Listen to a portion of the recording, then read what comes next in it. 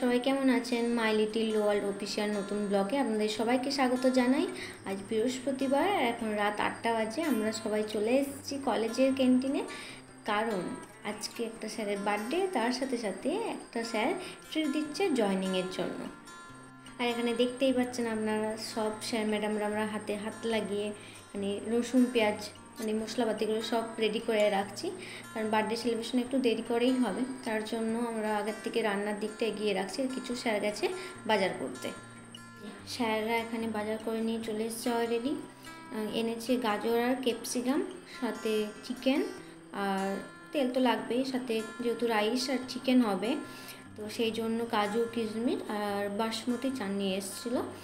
তো দেখতে পাচ্ছেন সব কিছু মোটামুটি আমাদের আয়োজন করা হয়েছে। আর এখানে স্যারের জন্য একটা, যে স্যারের বার্থডে তার জন্য একটা ছোট্ট পাড়া আমাদের তরফ থেকে গিফট আনা হয়েছিল।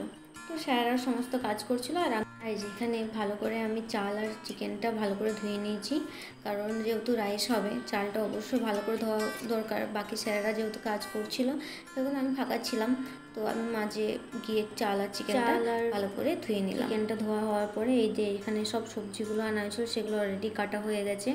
এবারে রান্নাবান্না বসবে।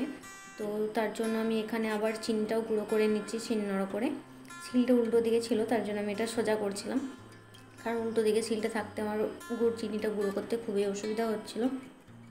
অনেক যাবত তো শিলনোড়া নিয়ে বাটা হয় না কিছু মশলাপাতি, তো সেহেতু অভ্যাসটাও নেই, একটু প্রবলেম হচ্ছিলো। যাই হোক, তাও করে নিলাম, যেহেতু অল্প স্বল্প কাজ আর অসুবিধাও নেই চিনি জিনিস।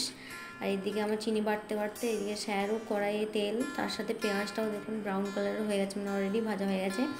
ওই চিকেনটা দেবে। আর এদিকে আদা রসুনটাও আমাদের এখানে পেস্ট করা হয়ে গেছে। এবারে যাব বার্থডে সেলিব্রেশন করতে। চলুন, এই যে বার্থডে সেলিব্রেশন করতে চলে এসেছি। বার্থডে স্যার এখানে দাঁড়িয়ে আছে, কেক কাটা চলছে।